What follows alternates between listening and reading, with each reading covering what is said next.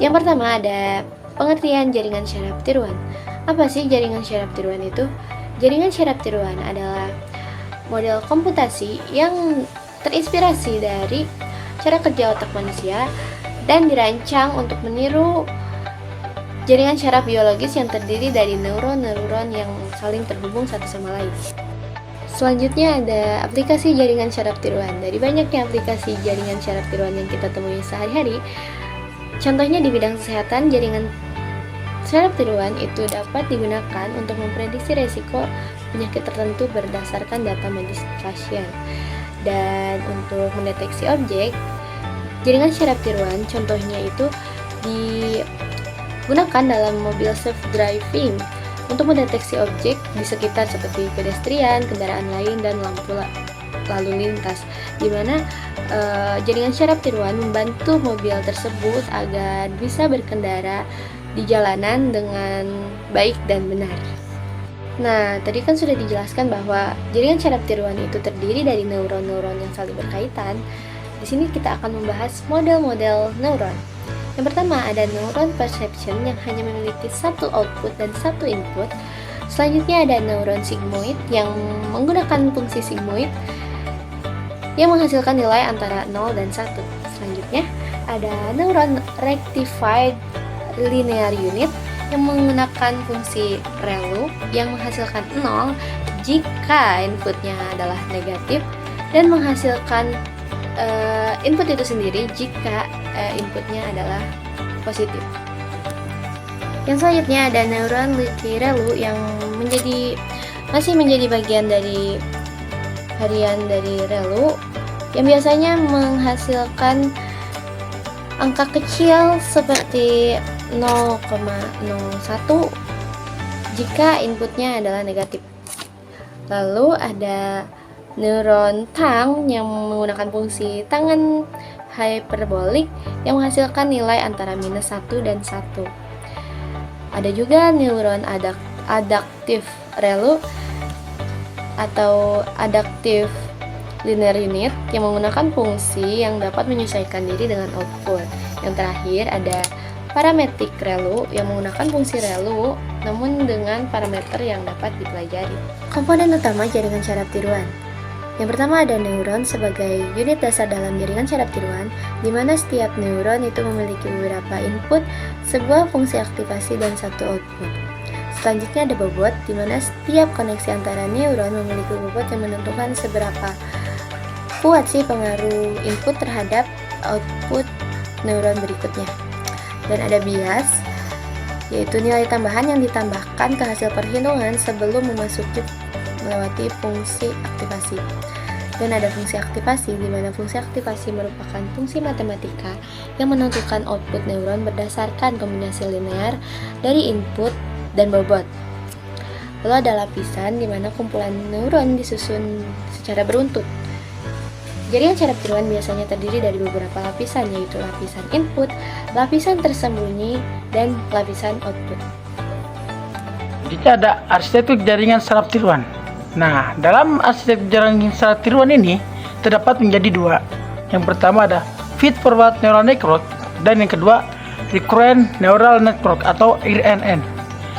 Ciri-ciri feed forward neural network adalah informasi yang mengalir hanya satu arah dari lapisan input ke lapisan output dan tidak ada loop atau siklus dalam aliran informasi.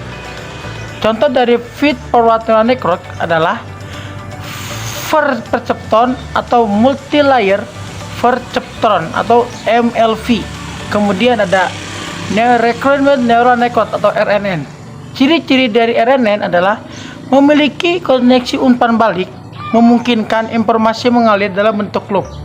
Dan ciri berikutnya, cocok untuk memproses data sekuensial seperti teks dan time series. Contoh dari RNN adalah LSTM atau long short term memory dan GRU atau get requirement unit. Selanjutnya ada fungsi aktivasi. Dalam fungsi aktivasi, konteks jaringan syaraf tiruan atau neural network adalah fungsi yang menentukan apakah suatu neuron itu akan aktif atau tidak aktif berdasarkan nilai masukan atau input yang diterimanya. fungsi aktivasi membantu jaringan saraf untuk memodelkan hubungan non-linear dalam data. Berikut beberapa fungsi aktivasi populer dan cara menghitungnya. Fungsi yang pertama dari fungsi aktivasi adalah sigmoid. Nah, fungsi sigmoid mengoperasikan input menjadi nilai antara 0 dan 1, cocok untuk tugas klasifikasi biner. Rumusnya, sigmoid X sama dengan 1/1 ditambah E pangkat min X, di mana X adalah inputan neuron. Cara menghitungnya, misalkan inputan neuronnya adalah 0,5. Nah, sigmoid 0,5 sama dengan 1/1 ditambah E pangkat min 0,5. Jadi hasilnya adalah 0,6225. Kemudian yang kedua ada TAN atau hyperbolic tangent. Dalam TAN mengoperasikan input menjadi nilai antara -1 dan 1, yang membuatnya lebih baik dalam skenario di mana data memiliki min skenario 0. Rumusnya, tan X sama dengan E pangkat X dikurangi E pangkat min X per E pangkat X ditambah E pangkat min X. Cara menghitungnya, jika inputnya 0,5, maka tan 0,5 sama dengan E pangkat 0,5 dikurangi E pangkat min 0,5 per E pangkat 0,5 ditambah E pangkat min 0,5. Jadi hasilnya adalah 0,4621. Fungsi selanjutnya adalah fungsi ketiga, yaitu RLU atau Retrieval Linear Unit. Fungsi RLU sering digunakan dalam lapisan tersembunyi atau hidden layers untuk membuat jaringan sparsely activated. Rumus dari RLU adalah RLU X sama dengan max dalam kurung 0,x. Jika inputnya adalah 0,5, maka RLU 0,5 sama dengan 0,5 karena 0,05. Jika inputannya negatif, misalnya min 0,5, maka RLU min 0,5 sama dengan 0 karena min 0,5. Kemudian fungsi keempat adalah softmax. Fungsi softmax sering digunakan dalam lapisan output untuk tugas klasifikasi multiclass karena menghasilkan output yang dijatuh jumlahkan hingga 1, mengimplementasikan output sebagai probabilitas. Rumus untuk kelas J dan N, kelas N adalah softmax Xj sama dengan E pangkat Xj per sigma N K sama dengan 1 E pangkat EK. Misalnya, jika inputnya adalah 2,0, 1,0,1, pertama-tama hitung E di setiap input, lalu dibagi dengan jumlah seluruh nilai tersebut. Selanjutnya atau fungsi yang kelima ada leak RLU.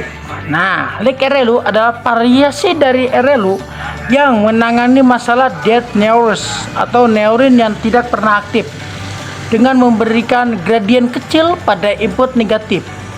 Ini membuatnya lebih robust dibandingkan RLU standar dalam beberapa kasus. Rumusnya adalah leak RLU X sama dengan X omega X. X lebih besar daripada 0, X kurang dari sama dengan 0. Jadi di mana alfa adalah konstanta kecil, misalnya 0,01. Jika inputnya adalah min 0,5 dengan alfa 0,01, maka sama dengan 0,01 alfa sama dengan 0,01. Nah, leak RLU min 0,5 sama dengan 0,01 dikali min 0,5 sama dengan min 0,005. Kemudian fungsi keenam ada ELU atau Exponential Linear Unit. ELU membantu mengurangi masalah finishing gradient dan menjaga output rata-rata mendekati 0. Rumusnya ELU X sama dengan X lebih besar daripada 0 alfa dalam kurung E pangkat X min 1 X lebih kecil sama dengan 0, di mana alfa adalah konstanta yang dapat disesuaikan, biasanya 1 nilainya. Jika inputnya adalah min 1 dan alfa sama dengan 1, maka LU min 1 sama dengan 1 dikali E pangkat min 1 dikurangi 1. Jadi hasilnya adalah 0,6321. Fungsi aktivasi selanjutnya atau fungsi aktivasi ketujuh adalah switch. Switch adalah fungsi aktivasi yang diperkenalkan oleh Google dan seringkali menunjukkan performa yang baik dalam jaringan saraf yang lebih mendalam. Rumusnya adalah switch X sama dengan X alpha dalam kurung X, di mana X adalah fungsi sigmoid. Jika inputnya ada 0,5, maka switch 0,5 sama dengan 0,5 dikali sigmoid 0,5 sama dengan 0,5 dikali 0,6225 sama dengan 0,31125. Kemudian fungsi aktivasi terakhir atau fungsi ke-8 soft flush. Nah, soft flush adalah versi yang halus dari LLU karena menerapkan kurva logaritmik yang mirip tetapi memiliki gradien yang tidak nol di seluruh domain input. Rumusnya adalah soft flush X sama dengan in 1 ditambah E pangkat X. Nah, contohnya, jika inputnya adalah 0,5, maka soft flush 0,5 sama dengan in 1 ditambah E pangkat 0,5 sama dengan 0,974. Sekian presentasi dari kelompok saya. Mohon maaf bila ada kekurangan. Wassalamualaikum warahmatullahi wabarakatuh.